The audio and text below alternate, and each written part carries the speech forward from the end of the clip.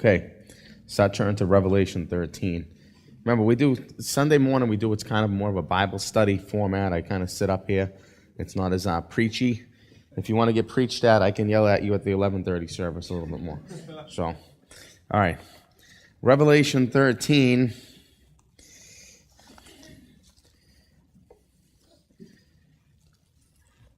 All right. In Revelation 13, we're introduced to this figure,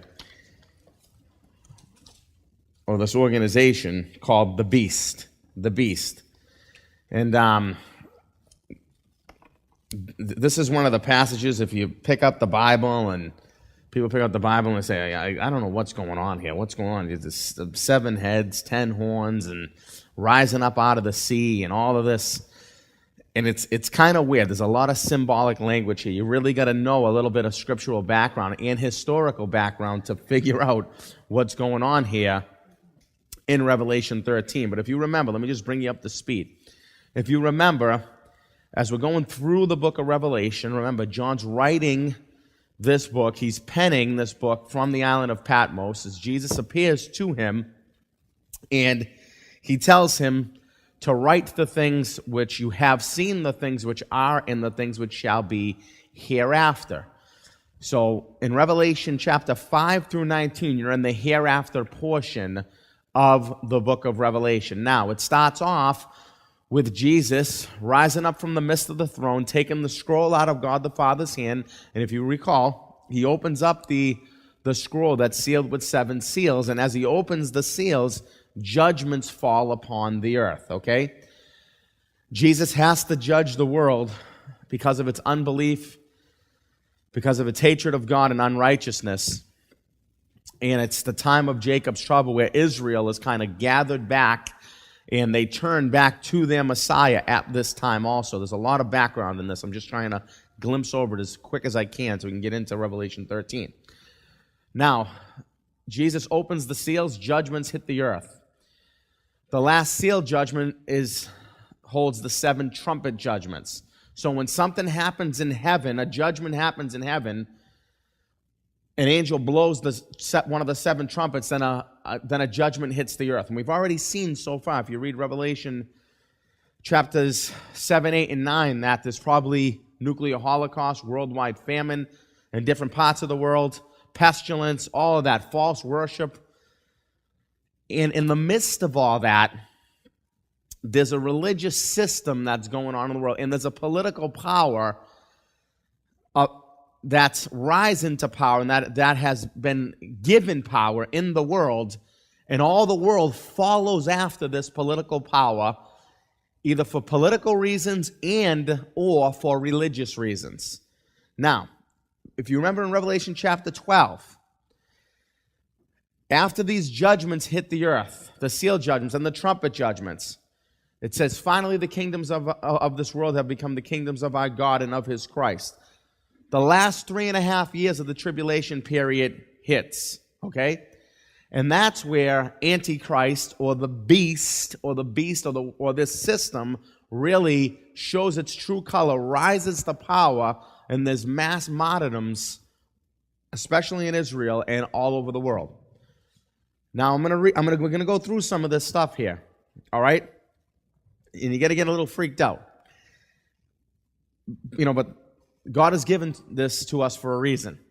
We need to study, we need to be awake, we need to discern the signs of the times.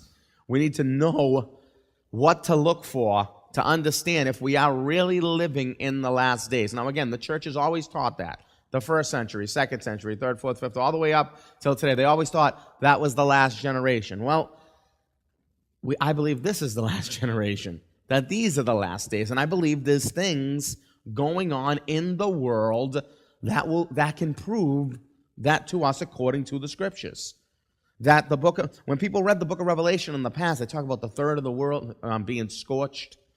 How can that happen?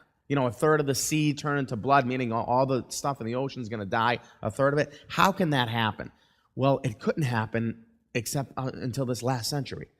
Because now we have nuclear warfare, things of that nature that can make those things happen in a rapid period of time. Now, Revelation 13, we pick it up All right? John, remember, he's in exile on the island of Patmos, and he's getting this next vision, and this vision has to do with this last world demonic empire that will be in power in the last days when this time hits. Now, chapter 13, verse 1.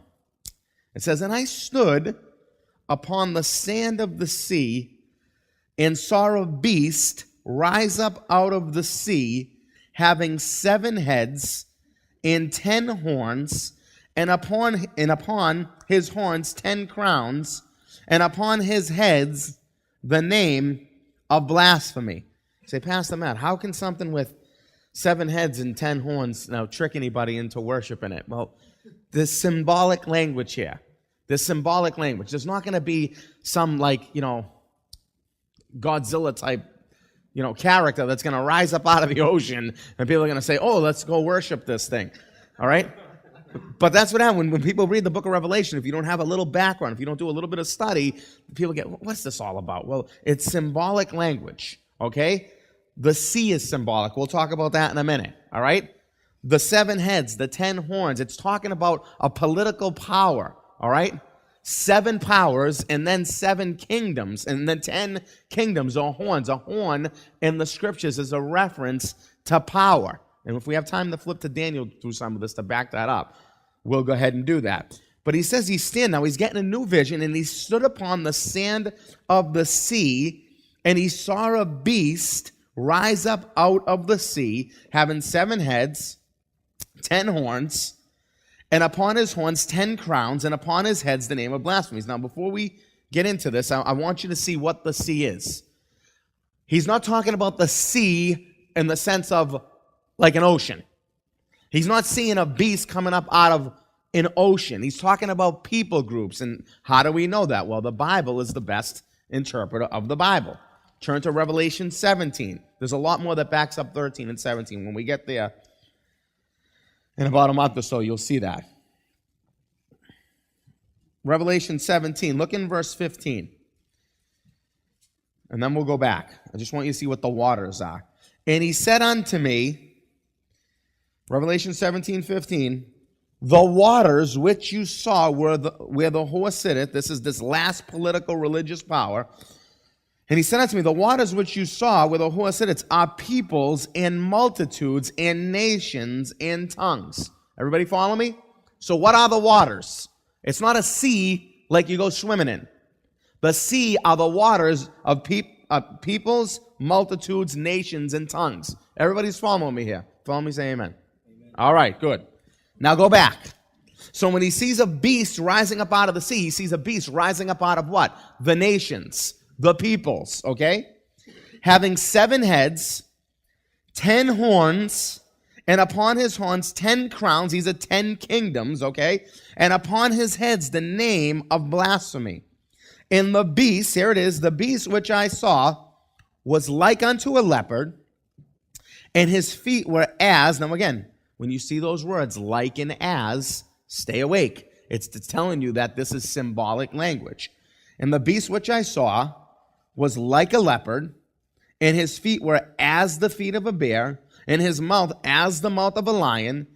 And the dragon," listen, "gave him power and his seat and great authority." Now, who's the dragon? If you were here last week, the dragon is who? Satan. He describes it for us. In chapter 12, it tells us that the dragon that's described in the book of Revelation is Satan, the devil, from the beginning.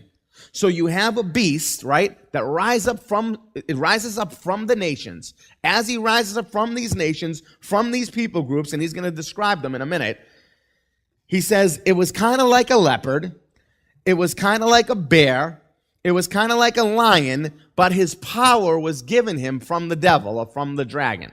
Okay? Now listen, if you go to Daniel, we won't go all the way there right now because we can go back and forth the whole message if we needed to, but we don't have time for that. Daniel describes for us the kingdoms of the world, okay? Or the past powers of the world that have ruled the earth, okay? And he describes to us the same beast or the same pictures. In Daniel chapter 2 and 3, They're described as kingdoms, because that's how people see them, as kingdoms. In Daniel chapter 7, the same kingdoms, God describes them from his perspective as beasts that want to conquer people, that want to incorporate false worship. John sees another beast, and he says it's like a leopard, like a bear, and like a lion. Now, if you go to Daniel, you do a little study. What's the leopard? The leopard was the kingdom of Greece and Alexander. If you go to Daniel, the bear was the kingdom of who? Medo-Persia. It tells us this in Daniel 7. You can read it afterwards if you don't believe me, and you should. All right? The lion is the kingdom of Babylon. All right? Now John sees an end times beast. It says it's made up of all of these areas. But again, where's the beast rising up out of? It's rising up out of the nations, right? The waters, the sea, the people groups of this area. So the beast somehow, this last political power, is going to incorporate the area of Babylon, Persia, some of Greece, all of that area. Now listen, it's very interesting. Where's Babylon today? Iraq, okay? Where's Persia? Where? Iran. Parts of Iran, most of Iran. He's describing for us this last political entity that is going to rise up from this area. And it says the dragon, Satan, gives power to this group, this people group. Now watch. He describes this as a beast. Now listen to this. And I saw one of his heads, as it were, wounded to death. And his deadly wound was healed. And all the world wondered after the beast. So you have this political power, this political entity. It says all the world wonders at it. And it says one of his heads were wounded, as it were, to death. Now again, people have interpreted this in a couple ways. That this is describing Antichrist. And I believe it's Antichrist system. And I believe there is a man that is going to sit as the head of this system. The Old Testament calls him the Assyrian. Again, Daniel calls him the little horn. Revelation calls him the beast as a beast system and as an individual who's running this system. Now stay with me. Some people have interpreted this for years saying, well, this beast somehow, this person that rules this beast empire is going to have a fatal head wound. He's going to fall, he's going to die, and then he's going to rise to power again. He's going to have some kind of fake resurrection. I personally, after doing a little study, don't think that's what it is. Because it says, what does it say? It says, and listen, you got to do some homework. You got to follow up. You got to check on me with these things, okay? It says, and I saw one of his heads, as it were, wounded to death, and his deadly wound was healed, and all the world wondered after the beast. Now listen, there were 7 heads. Right at the beginning, verse 1, 10 horns, 10 kingdoms. The 7 heads have to be 7 powers. All right? So this is why I don't think it's talking about an individual person that is wounded, dies, and then comes back to life. It's got to be a power. Some political entity that was wounded, as it were, to death and comes back to power. Go with me to Revelation 17 again. No, we go to 17 eventually. We'll come back to 13. Go with me to Revelation 17. Look in verse 9. Here is the mind which has wisdom. The 7 heads are 7 mountains on which the woman sits. All right, so it tells us right here. The 7 heads are 7 mountains. Now we have to know in the scriptures what is a mountain. The 7 heads are 7 mountains on which the woman sits. Now who's the woman? The woman is the false religious system. The Bible calls her the harlot of the day. False worship. Remember when you committed adultery on God in the Old Testament, how do you commit adultery? On God. You worship a false god, a false idol. God calls that adultery or fornication. So in this last time period, there's going to be a religious system on the earth that people are going to worship. They're going to commit adultery on the true God because they're not going to worship the true God. They're going to worship a false god. Now stay with me. There's a lot of detail here. Here is the mind which has wisdom. Excuse me. The 7 heads are 7 mountains on which the woman sits. Now then you ask yourself, what are the 7 mountains? All right? We had to find out who the 7 heads are. We know the 7 heads are some kind of power, but then he tells us the 7 heads are 7 mountains. So what are the mountains? Now for years, people in the church have says, the mountains, there's 7 hills in Rome. So it's talking about the Roman Catholic Church. It's talking about the false religious system that's encompassed in the Roman Catholic Church and beat up the Roman Catholic Church. I don't think that's what it is. This is symbolic spiritual language. What are the 7 mountains? Well, if you do a little study, remember Daniel chapter 2. Again, write these things down. You can check up on me afterwards. Remember Daniel chapter 2. Daniel chapter 2, what's going on? Daniel sees a vision of this, remember? Well, Nebuchadnezzar sees a vision, and Daniel interprets it for him, of this metallic image, right?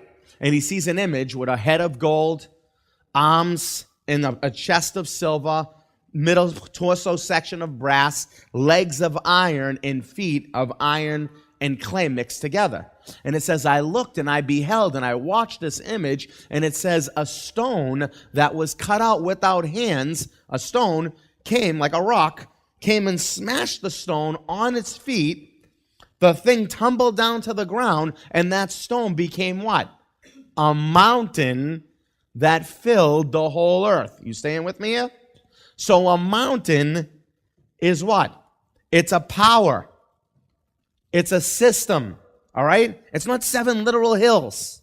So the 7, listen, here is the mind which has wisdom. The 7 heads are 7 mountains on which the woman sits. In Daniel's vision, he sees the last mountain. The last mountain is Christ, is the rock that's cut out without hands, smashes this world system, and then Christ's kingdom takes over the whole earth in the last days, in the end times, in the millennial kingdom. So who are the 7 mountains? Who are these 7 false kingdoms? Well, if you do a little study of ancient history, Egypt, major world power, Assyria, Babylon, Medo-Persia, Greece, Rome. Okay? Who are the 7 mountains? It has to be, just do a little study of history. Egypt, Assyria, Babylon, Medo-Persia, Greece, and Rome. Now look what it says in Revelation 17, verse 10. Again, we'll hit this again when we get to it. And there are 7 kings, 5 are fallen, and 1 is, and the other is not yet come. And when he comes, he must continue a short space. And the beast that was and is not, even he is the 8th and is of the 7th and goes into perdition. Okay, little confusing here, but stay with me. Take it simple. He says 5 have fallen. Egypt, Assyria, Babylon, Medo-Persia, Greece. All right? 1 is, during John's time, the Roman Empire. That was the power that was around during John's time. Obviously, just read the New Testament. Now look what it says. 1 is, the other is not yet come, right? That will be the 7th. And when he comes, he must continue a short time, a short space, and the beast that was and is not, even he is the 8th and is of the 7th and goes into position. So he says the 7th and the 8th, they're not yet, but the 8th is part of the 7th. Does that make sense? Okay. So the 7th power that's going to be on the earth, all right, is going to be also the 8th power, but something's going to happen that the 7th power is going to fall, but the 8th is going to be like the 7th. You with me? And this is a little confusing. You can listen to the, what do you call that afterwards? The thing, I don't know. The downloads on your phone afterwards if you want. All right. Now stay with me. For years, okay, the church has been divided over exactly what this means. They're saying they know the first is Egypt, that first mountain, that first power. They know the first is Egypt. They know the second is Assyria, has to be Babylon, Medo-Persia, Greece. Rome was in power during John's time. And the church has always taught, well, It has to be a revised Roman Empire that's going to come back in the last days. That's going to be the major political and religious world system in the last days. It's going to be a revised Roman Empire of that area in Europe, okay? That's going to come and take over. And then people have said, you remember in the late 80s and the 90s, the Euro and the European Union and all that stuff. Oh, it's coming to pass. It's coming to pass. Well, wait a minute. There's a problem with that, though. And I used to think that, too. So I did a little studying, all right? The Bible talks about over and over in the Old Testament that the nations that God goes to battle with are not from Europe. You don't see that anywhere. So it cannot be a revised Roman Empire. Who does God go to battle with? Who is the Antichrist called in the Old Testament scriptures? He's from Assyria, the Assyrian, okay? Stay with me now. Who are the nations that God goes to battle with to protect the Jewish people? It's the areas around Israel in the Middle East. Has nothing to do with that area. You say, well, but the Roman Empire, they were in power during the time of Christ. Yes, they were. But there's something about the Roman Empire that's different from this last beast. Listen, remember when Rome took over? What did they do? They didn't try to stamp out your religious ways. They let you worship whatever God you wanted to worship as long as you paid your taxes. Now stay with me. Say, so what does that have to do with a fatal head wound and one of his heads dying and then coming back to life? Okay, go with me. Now we're going to go to Daniel. So Pastor Matt, how are you going to teach all this stuff in 13 minutes? I'll figure it out.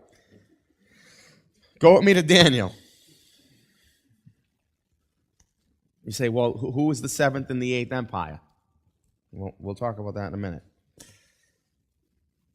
And some of you know, if you've been around here a little while, who I think it is anyway. So, all right. Daniel's getting a vision, Daniel chapter 7, of who these beasts were. Now, in his day, the leopard was Alexander. Well, they didn't happen yet. He's seeing the future from his perspective. Alexander's kingdom, Babylon, which was Nebuchadnezzar, and Medo-Persia. But then he's considering there's a fourth beast. He's looking all the way to the times of the end. Look in Daniel chapter 7. Look in verse 7. After this I saw in the night visions, and behold, a fourth beast, dreadful and terrible, and strong exceeding. Well, who were the first three that he saw? He saw the kingdoms of who? Babylon, the kingdoms of Persia, and the kingdom of Greece. Then he sees a fourth beast. After this I saw in the night visions, and behold, a fourth beast, dreadful and terrible, and strong exceeding. And it had great iron teeth. It devoured and brake in pieces, and stamped the residue with the feet of it, and it was diverse. It was different from all the beasts that were before it, and it had what? 10 horns. Where do you see the 10 horns? We just saw it in Revelation. So there's 10 kingdoms in this Middle Eastern area that are going to rise to power in the last days. I think it's the Islamic Empire, by the way. Okay? Now watch this. I considered the horns, and behold, there came up among them a little horn, before whom there were three of the first horns, three of the first powers, plucked up by the roots, and behold, in this horn were eyes like the eyes of a man, and a mouth speaking great things. Now this is the man, the person, the Antichrist that's going to rise to power out of these 10 kingdoms, these 10 crowns, this little horn. I beheld, listen, till thrones were cast down, and the Ancient of Days did sit, whose garment was white as snow, and the hair of his head like pure wool. His throne was like the fiery flame, and his wheels as burning fire. A fiery stream issued and came forth from before him. Thousands ministered unto him, and 10,000 times 10,000 stood before him. The judgment was set. The books were opened. So Daniel seeing in this last days, this last kingdom, this last beast that he says is exceedingly strong and terrible, That's when this King of Kings, Jesus is described here, is going to set up his kingdom. He goes, I kept looking and beheld till that last beast was cast down, and then the Ancient of Days comes and sits on his throne. So, but now watch me. Now stay with me here. Verse 11, I beheld.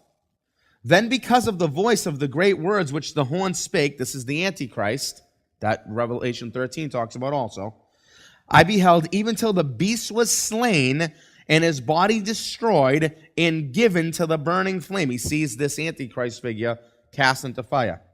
As concerning the rest of the beasts, they had their dominion taken away, yet their lives were prolonged for a season and a time.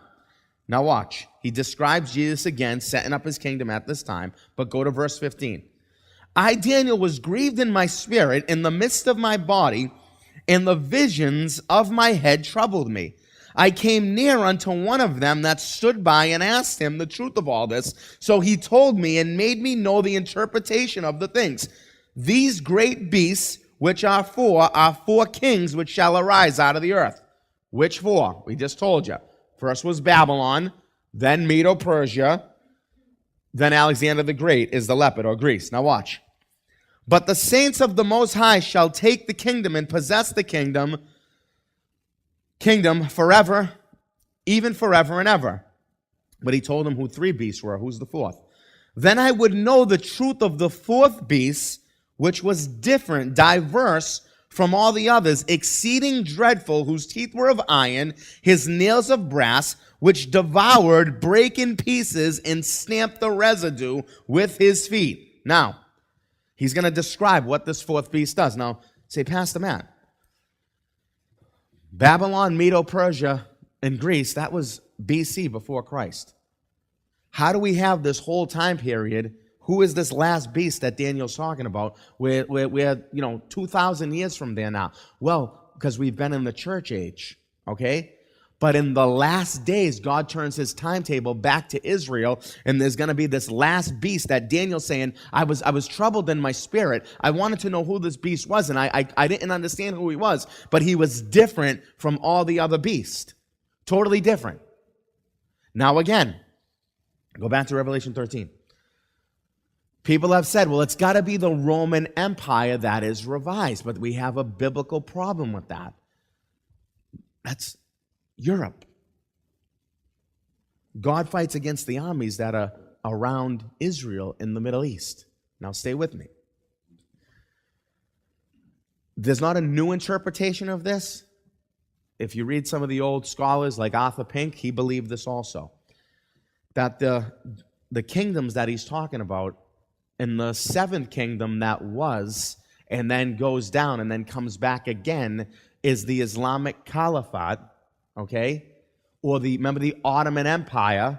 Stay with me to do a little history study here. In 1924, the Ottoman Empire, or the Islamic Caliphate, had a mortal head wound.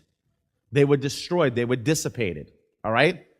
But now it seems in the last days that seventh power, the Ottoman Empire, is rising to power again. When you turn on the news, what do they want to do in the Middle East, in Islam? They want to revive the Islamic Caliphate. Know what that means? And I believe there's 10 kingdoms, 10 horns that are around that area. They got to get Turkey. Once they get Turkey, the Bible says that that's the region where Antichrist is going to come from. Now stay with me. This revived empire is a political empire, and it's a religious empire, as you read Revelation 13. It's not just political, because what? In Daniel's day, Babylon, all right, then Medo-Persia, all right, then Greece, and then Rome. Rome destroyed Greece and the Greco Empire, but then Rome didn't care about who you worshipped. They let the Jews worship, and then they let the Christians worship. As long as they didn't cause any upheaval, they were good to go. But not the Ottoman Empire, not the revised caliphate that's right on the scene. You see their leaders get up all the time. They're on the news. We want to do what? Reform the Islamic Caliphate. And we're looking for a leader to rise up to unify the Muslim people. Now listen, this is real. This is right before our eyes today. They're looking for a leader that's going to rise up to say, you know what? Stop fighting amongst each other with the Sunnis and the Shiites. Those are the two major groups in Islam. We need a leader to rise up to bring the caliphate back together, right? And one leader is going to lead us in that. And then you know what they do? They march on Israel and they want to destroy Israel. Just like the Bible says. So the fatal head wound, I believe, is what? The Ottoman Empire that was destroyed, and then what? That is reviving again, and it says the whole world wonders after the beast. Let's go back to Revelation 13. I got a few more minutes. Now watch this. Verse 3 again, and I saw one of his heads as it were wounded to death, and his deadly wound was healed. Now again, that's not a person, that's a power. One of the heads. Okay? And all the world wondered after the beast. And they worshiped the dragon. Who's the dragon? We know that's Satan, who's behind all false religious systems. And they worshiped the dragon, which gave power unto the beast. Who gives power to all false religious and political systems? The devil. And they worshiped the beast, saying, who is like unto the beast, who is able to make war with him? Now listen. Right now, again, you say, Pastor Matt, how can that be the Middle East and Islam and this and that and blah, blah, blah, blah, blah? Well, right now, no. Because right now, we can make war with this system. But if the Islamic Caliphate is revived, right? And all of those natural resources in that area and the billions of dollars in oil that controls a lot of the world, if they come together, right, and the Sunnis and the Shiites stop fighting each other, stay with me, they're going to have some serious power and they're going to have nuclear capability, which some of them have, by the way. And it says the whole world wonders after the beast. How can the whole world wonder after the beast? The whole world wonders now. When they turn the TV on, they say, oh, what's going on in the Middle East now? These people are going to kill the whole world. These people want to destroy everybody. These religious nuts, whether they're Christians, Jews, or Muslims. These just be away with them. Be done with them. The whole world wonders after the beast. Again, the beast isn't just a person. The beast is a system, a political power, a political entity. But this last political power has a religious overtone to it. Read on. They worship the dragon, which gave power unto the beast, and they worship the beast, saying, who is like unto the beast, who is able to make war with him? Now remember, John's seeing this in a vision. He's seeing this last day experience in a vision. And there was given unto him a mouth speaking great things and blasphemies and power. Listen, this is why I believe this is the last 3.5 years of the tribulation period when all of this really comes together. I believe we see the beginning of it on the scene today. There was given him a mouth speaking great things and blasphemies, and power was given unto him to continue 40 and 2 months. That's 3.5 years. And he opened his mouth in blasphemy against God to blaspheme his name and his tabernacle and them that dwell in heaven. So this last political entity, this political power, and this little horn, all right, that's in control of this power, this Antichrist, blasphemes the God of heaven. And it says he was given this power. He was allowed to do this for 42 months. You say, well, what kind of blasphemies does he speak? Well, if you read 1 John chapter 2, we don't have time to go there. The Bible says this. John's talking about Antichrist. Antichrist means against Christ, yes, but it also means in the place of Christ. Now listen. Now, I'm starting to think, that the great apostasy is tied up in this also. Remember it says in 2 Thessalonians? 2 Thessalonians talks about the end will not come until there's a falling away that happens first. A falling away from the faith. A great apostasy. How do we know that the great apostasy, right, is not? There's two major world religions. Christianity and Islam. Which one is right? They both talk about Jesus. You know that, right? You know that you study Islam, they believe in Jesus too. Just so you know. They don't believe he was the Son of God. They don't believe that he rose from the dead. They don't believe that, but they believe he was God's man, God's prophet. But he wasn't the last prophet. Who was God's supposed last prophet? Muhammad. That's why to be what? To be converted to Islam, you have to say there's only one God, Allah, and Muhammad, his prophet. Right? Why can't you just say there's one God, God? They say, well, Allah is just the name of God in Arabic. No, it's not. Do a little study. It's a false god, the moon god, hence the crescent symbol of Islam. It goes all the way back to its pagan roots, going all the way back to the beginning under Nimrod, Semiramis, and all that. I don't have time to get into all that. Now listen. So what kind of blasphemy will they say? Well, 1 John 2 tells us, do you want to know what the spirit of Antichrist is? He who denies that Jesus Christ is come in the flesh, literally what he's saying, the incarnation, that God has come in the flesh, this is Antichrist. Stay with me. So anybody who says, any religious system who says that God did not come in the flesh, this is Antichrist. He tells us this is Antichrist. Puts it right out there for us. What does Islam say about Christ? What does Islam say about God? They say that Allah is God. Allah's way out there. He's high. He's so holy. He would never come down to this earth. Now stay with me. What does Christianity say? Christianity say that God loved the world so much that he became one of us to die and pay for our sins. So what is Antichrist? You know what Antichrist says? That God has no son. God does not begot, nor is he begotten, meaning that, what does that mean? That God did not become a man, speaking great blasphemies against the God of gods. Now, how do we know that the great apostasy and the great falling away of the faith in this last day time period? Because listen, as you read on, you're going to see what happens to this world system is it encompasses politically, all right, but spiritually, the whole world. It's 9:02. Let me just get through a little bit more. He opened his mouth in blasphemy against God to blaspheme his name and his tabernacle and them that dwell in heaven. And it was given unto him to make war with the saints and to overcome them. And power was given him over all kindreds, tongues, and nations. And all that dwell upon the earth shall worship him, whose names are not written in the book of life of the Lamb slain from the foundation of the world. If any man has an ear, let him hear. He said, Jesus says, pay attention here. Watch. Now listen.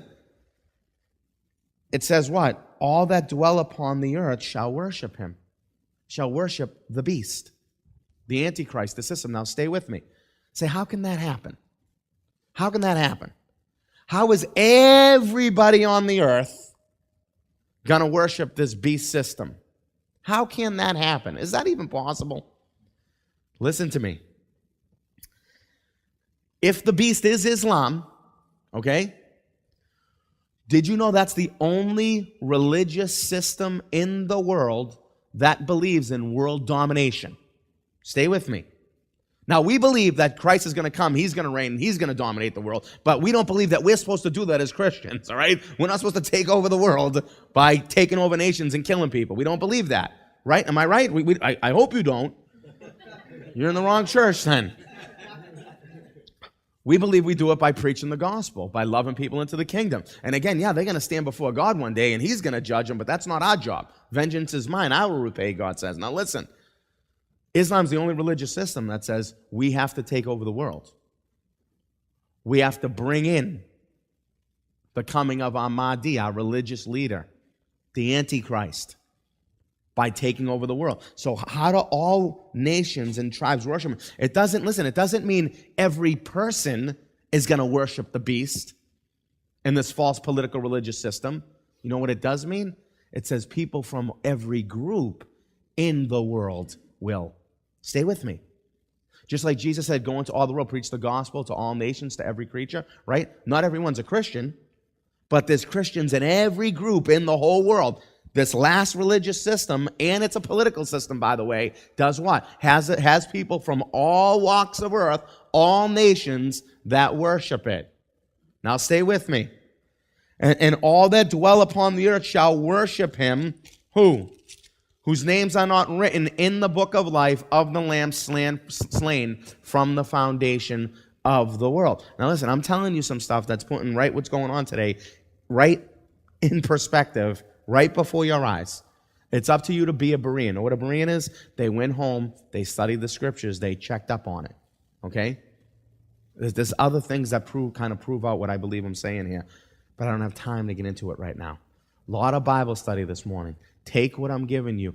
Go and study it. When you turn the news on, see what's going on out there through the lenses of the scriptures.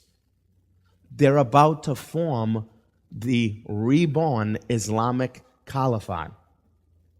Stay with me. They believe in world domination, just like the Bible says this last political entity will be. Did you know? Most modern-day Muslim leaders, they said, yes, we're supposed to take over the world through jihad, but they believe by the year 2050, they're going to be able to just populate the world. Okay? They have 9 kids. Islamic families, 9 kids is the average to every family. You know what the average is in America? 1.7. You know what it is in Europe? 1.2. Because they really believe they're going to breed them in and we're going to take over the world. Read the scriptures with the lenses of the end times right before your eyes. Go study what I'm telling you. I'm not telling you this to freak you out. I'm telling you this so you'll be aware and watch.